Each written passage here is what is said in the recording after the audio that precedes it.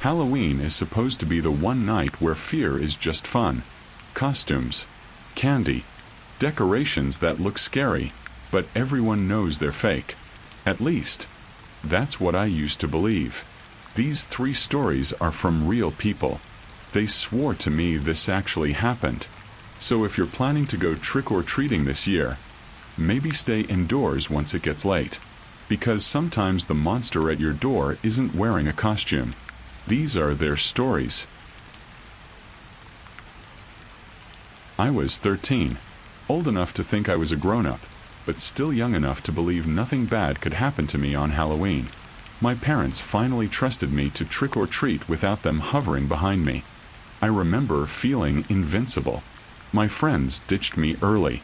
They ran off to a neighborhood known for giving out the good stuff. So I walked alone. The cold air made the streets smell like leaves and pumpkin candles from porch decorations. That's when I saw it. The corner house. It looked like the king of Halloween. A skeleton leaning on the mailbox. Fake graves with funny names. Orange lights hanging from the roof. Even a fog machine was rolling mist across the yard. I figured they must be the cool family who goes all out. A sign by the door read, "Don't knock.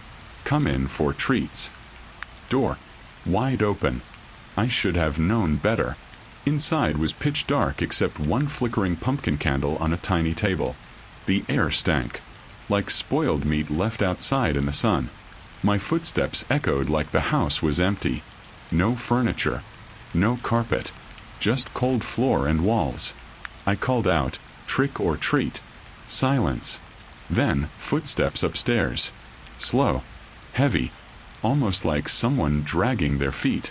A woman appeared on the staircase. She looked like a corpse used too much makeup. Skin chalk white. Hair messy. Eyes too wide. She smiled at me and said, "We've been waiting for someone brave."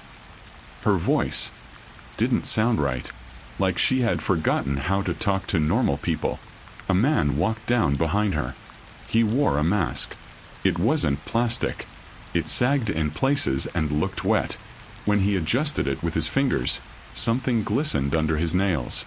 The woman pointed down a hallway and said, "Come see the others." That hallway. Dark. Narrow. Shapes lined up against the walls like mannequins. I took a single step closer. One of the shapes lifted its head. It looked at me.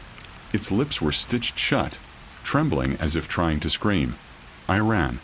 Harder than I've ever run in my life. The man chased me. His footsteps were impossibly fast, pounding behind me. I burst out the front door, tripped over the fake graves, and didn't stop till I reached the streetlight. When I turned back, the house was silent. Lights gone. Decorations gone. Door shut tight. Police later told us the house had been abandoned for 2 years. No power. No furniture. Nothing.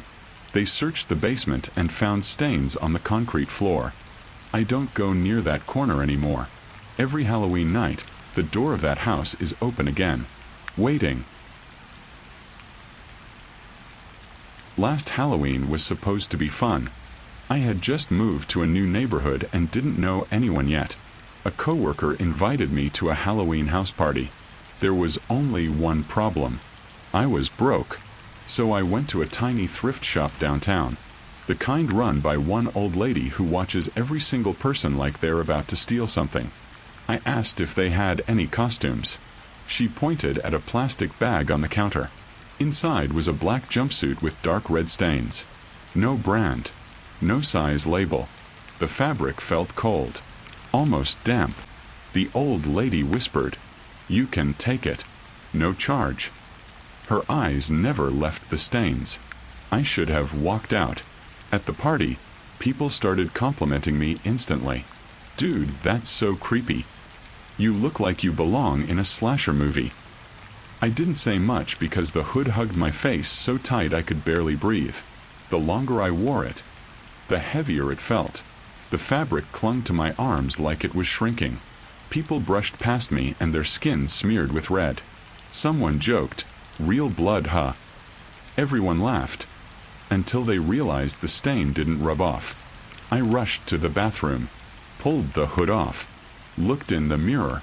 For a second, I swear the mask part wasn't fabric. It was a face. Someone else's. The mouth stretched into a smile even though I wasn't smiling. My phone buzzed. A news alert. Halloween killer escaped. Considered extremely dangerous. Seen wearing black jumpsuit. I stared at the photo. The stains. The shape. The exact same suit. Suddenly the bathroom lights flickered. The door behind me slammed shut. I yelled, but my voice came out deeper. Wrong. I ripped the costume off and left it on the floor. I sprinted out of the party. I couldn't breathe until I got home. The next morning, police were at my door. They asked me when I last saw the jumpsuit. I told them the whole story. They said the thrift store I mentioned closed 7 months ago. The building was empty. I thought that was the end of it. Then Halloween night came again. There was a package on my porch. Inside, the same black jumpsuit. Fresh blood still dripping. And a note. You wore it well. I was 10. My mom kept me home because I had the flu. My older brother went trick-or-treating without me, which made me upset. So I was the one who answered the door all night. Around 9 p.m., the doorbell rang again. I opened it expecting my brother pretending to be a zombie. Instead, there was a boy I'd never seen before. White face paint. No expression. Just staring. He held a blue pumpkin bucket toward me. I dropped candy in. The sound was wrong. Like I dropped it into a bucket full of coins. I tried to make a joke. Cool costume. No reaction. He stepped back without blinking once. Then turned around and slowly walked down our driveway. The way he moved didn't look like a kid. More like a puppet being pulled by strings. My mom checked the doorbell camera later.